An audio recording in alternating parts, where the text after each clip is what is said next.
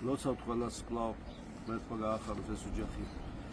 ჩვენი მრევლი ვადიდოთ უფალი არის ჩვენი წყემსი, უფალი არის ჩვენი მოძღვარი, უფალი არის ის ვინც ყურადღებასა და მზრუნველობას იჩენს ჩვენზე, ის არის ჩვენი შემწყარებელი, ცოდვათა მიმტევებელი, ის გვამაღლებს ამასოფლის სიმძიმიდან, ამასოფლის ასე ვთქვათ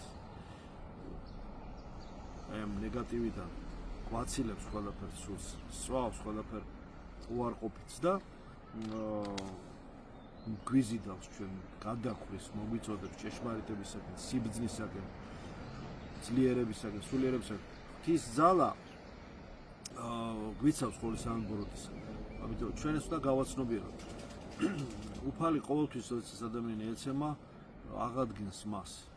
სულ ყოველ დღე ჩვენ ამა თუ იმ მოულოდნელი სხვა შორის რო არელია ესეთი რაღაცა გამოჩნდება, როდესაც რომელიც ცდილობს გამოგიყვანოს სონასწორობიდან. დისბალანსი მოახდინოს. პირველ რიგში სულიერი, ემოციონალური, ხორციელ უზრუნველობებში მე ვლინდება, მაგრამ ძირითადად სულიერი.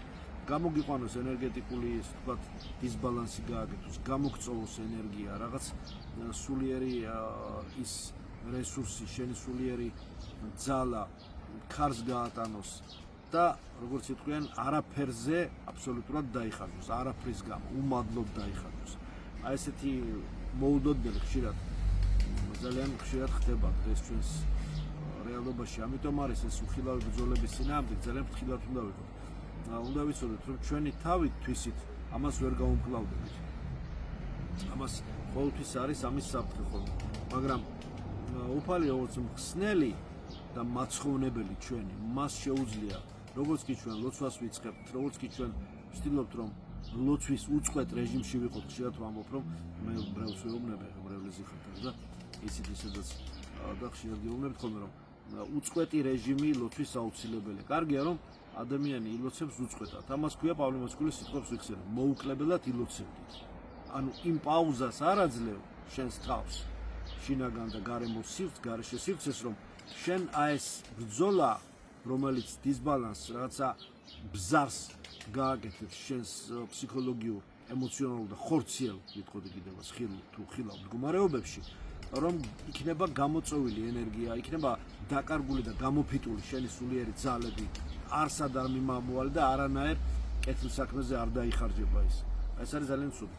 ამიტომ ამისათვის სასურველია ლოცვის უწყვეტი რეჟიმი. რომ ლოცვის უწყვეტი რეჟიმით დაცული ხარ. ძნელია ეს ადვილი არ არის, მაგრამ არც ის არის სასიამოვნო და ადვილი, ვამპირიზირებული და გამოფიტული, შემდეგ თავიდან იღდგენ და კიდევ ამ წვალებით და ამდენი ღვაწლით და ამდენი ლოცვით და ამდენი საერთოდ სულიერი ღვთის წყალობით მოცემულ ენერგიას და ომსახურებელ წყალობას გააფანტულს კიდევ თავიდან იზიდავდა და კიდევ თავიდან ანდამატივით კვლავ აგროვებდა და იზიდავდა და ასე ვთქვათ აგრო კონცენტრაციას ამის აკეთებდა. ესეც არ არის ადვილი. მე ვიტყოდი ეგ უფრო დიდი და შრომატევადი საქმეა, ვიდრე ის რომ უწყვეტად ყურადღებით იყო და ლოცვაში იყო.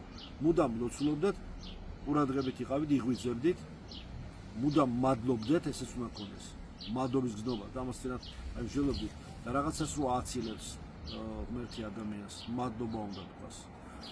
იღებ რაღაცას, რაც არ გინდოდა, მადლობა შეწირე. გერთმევა ის, რაც გინდა, მადლობა შეწირე.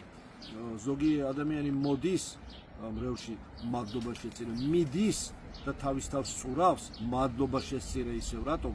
იმიტომ რომ როგორც უცხოს სხეულს, ცოცხალი ორგანიზმით გამოდევნის, როგორც ინფექციას გამოდევნის, ესე დევნის და გაცილებს. იმიტომ რომ იმ ეტაპზე შენი განგებულებისა ხედავ ერთს, მაგრამ გასული ინტერვალის, რომელიც შემდეგ რაღაცა ინტერვალის შემდეგ ხედავ, უკვე სხვანაირად ხედავ ყველაფერს, რაკურსი იცვლება.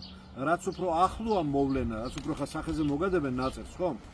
რაც უფრო ახლოს მოიმედე, ვერაფერს ვერ ხედავ. რაც გარკვეული ოპტიმალური ოპტიკური მანძილი არის საჭირო რომ დაინახო. რაც უფრო დიდია მოვლენა, მით უფრო ახლო დანახული ვერ აღიქვამს სულად მას. უფრო დისტანცია გინდა, შორს გინდა, მანძილი გინდა. ასევე ესეც, რაც უფრო გინდა კარგად დაინახო ამა თუ იმ ადამიანის, მოსulis ან წამსვლელის რაიმე მოვლენის თუ საგნის არსი, მას რაც გარკვეული სულიერი დისტანცირება სჭირდება. როცა ეს დისტანცია მოხდება, აი მაშინ ამას სრული ფორმა გითხრა და ამიტომ თავიდანვე მადლობა თქვი, იმიტომ რომ მოგვიანებით მაინც მადლობის თქმა მოგიწევს. სწრაფად გაკეთება რამის რა არის? სწრაფად გაკეთება რამის არის ის, რომ უწყვეტად აკეთებ, მაგრამ შეიძლება ნელა. ესე ვიტყოდი. ამიტომ გააკეთე შენი საქმე, იღვაწე შენი საქმეთებელი, შენი ღვაწლი ნელა, თანმიმდევრულად, დაუბრკოლებლად და უწყვეტად. ანუ აქ ლოცვასაც გულისხმობ და მღვიძარებასაც და მადლობის გზნობასაც და შემომავალ სიხარულსაც.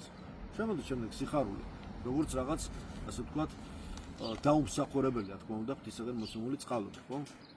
მოგზაურული სიხარულის ხატის უნდა გავიხსენო და ასე შემდეგ. ყველა ხატი, ყველა ასე ვთქვათ, ხატება, რაც არის მოცემული ღვთის მიერ ჩვენთვის ხილული თუ ხილავი, რაც მოგვეცა, ყველაფერში სიხარულის პოტენციალი დევს.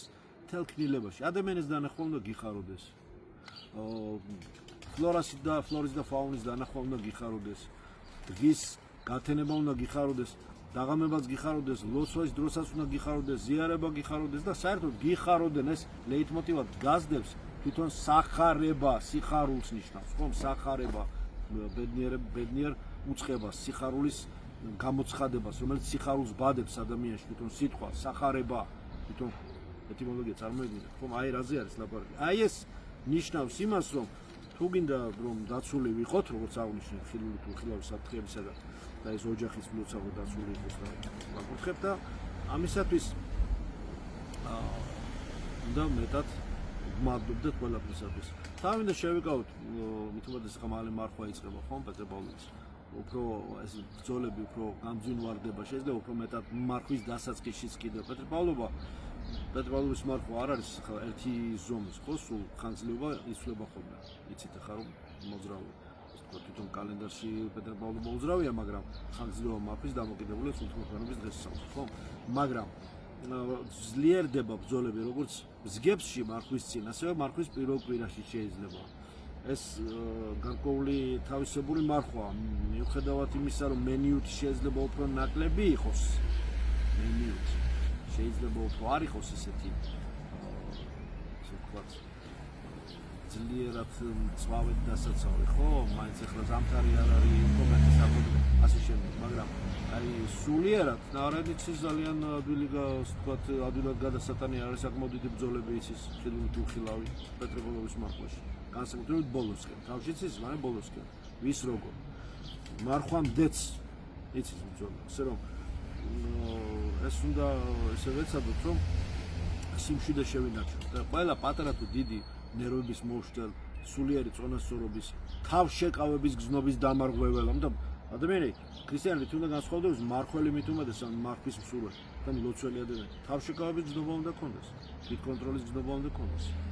თავში ასე ვთქვათ შენს თავში სიმძიმის ცენტრი სულიერი უნდა ქონდეს, არ უნდა გამოგიყვანოს ყველაფერმა, ეს ადვილი საქმეც არ არის, დაბა როგორია ცხოვრებაში, ხო, მაგრამ რასიზმი, სოციუმი აგრესიულია, ჯანმრთელი არ არის სოციუმი სამწუხაროდ. ყველა არა რა თქმა უნდა და ასე, მაგრამ ტენდენციებს ვიძახი. ანთროპული ქსოვილი საკმაოდ მძიმეა, ასე ვთქვათ, ეს სულიერი ატმოსფეროც საკმაოდ დამწვრთნელია. ჩვენი პირადი ცოდები, კოლექტიური ეს რაღაცა ენერგია ნეგატივი, უკულტურობა, უზრდელობა, უმადურობა, სიყვარულობა, უცოდინარობა, რაც მთავარია, ყველა უცოდინარობა მთავარი სახარებისა და ღვთაებრივი მცნებების და საერთოდ იგნორამუსობა. ტენდენციებს ვიძახი ხომ, გაგვიწერია ყველას. და აი ეს ყველაფერი ხომ მოქმედებს. ის რომ შენ გინდოდეს რომ იდეალური იყოს გარემო, ეს უტოპიაა. მე მინდა რომ შენ გინდოდეს ისე როგორც მე მინდა უტოპია ეს და ესე იდეალურად ვერაფერი ვერასდროს ვერ იქნება. ჩვენ არა ვართ ამის შემკვეთი და რეჟისორი. ვეცადოთ ჩვენ რომ ჯერ შენ საკუთარი თავის გამოსწორებით დავიწყოთ. რატომაც არა, დავიწყოთ საკუთარი თავის გამოსწორებით. მთელი ასკეზა ამას გვირჩევს ჩვენ. და ჩვენი სულიერი მდგომარეობაც თვითკონტროლირებადი უნდა იყოს. რაც არ უნდა ფსიქიური, ემოციონალური თავდასხმები მოხდეს, აუცილებლად დაცული იქნება და ყველა, ასე ვთქვათ, ნეგატივი გაგეცდება. თუ შენ ჯვარის სახით დაცული იქნება. შევძლებთ ამას მოღვაწეობის პირდაპირ პროპორციულად შევძლებთ. თუ მეც ვიღვაწებთ, უფრო მეტად შევძლებთ. მოვდუნდებით, უმადური ვიქნებით, არ ვიქნებით მლოცველი, არ ვიქნებით, ასე ვთქვათ, ღვიძარე, ნუ დავაბრალებთ სხვას, ჩვენს თავს დავაბრალებთ. რაც არ უნდა იდეალური გარემო იყოს, მაინც დეპრესია გექნება, მაინც ზრახვები გექნება, მაინც სულიერი ციებ-ცხელება გექნება და მაინც ვერ იქნები ისე, რომ უნდა იყო. ამიტომ ეს ცნობილი ფაქტია. გვაძლიერებს უფალი მადლობა შევსიროთ მას და აღვავლინოთ ლოცვა. შევცვალო გვინდა რამე? შენი თავი შეცვალე, საკუთარი თავი შევცვალოთ. საკუთარი ვენახი გავმარგლოთ, ხომ რო თქვა, აი, ვთქვათ, აგრონომიული ენით ტერმინი მოიხმაროთ. ასე ვთქვათ, ჯერ სანამ გინდა რომ სხვა შეცვალო და სანამ რაღაცა იდეალურ მდგომარეობაში იყო, დაიწყე ჯერ საკუთარი თავის შეცვლა. სანამ თებს გადაადგილებ, ჯერ მოდი პატარა კენჭები გადმოწიე, რომ გააკეთო ისე რომ ეს გზა ფეხები არ დაიმტვრე იმ გზაზე და სწორ გზაზე და ღია კარებში თავფერი არ დაილესო და არც არ დაიმტვრე და სხვადასხვანაირად ერთი და იგივე ქვაზე არც აქვს რა მნიშვნელობა აქვს რა დაქცევს. ამპარტანეობა დაქცევს თუ გუშობა თუ ვერცხლის მოყვარეობა თუ სიცრუე თუ დიდების მოყვარეობა თუ ორპირობა, ღალატი, მლიქნელობა და ასე რა წაგაქცევს და რითი იქნები დაცემული და გათელილი რა მნიშვნელობა როგორ აქვს, მაინც აქვს მნიშვნელობა პრინციპში, მაგრამ ეს დიდი დეტალებია შემდეგ უკვე. მაგრამ ძირითადად ფაქტი ისაა, რომ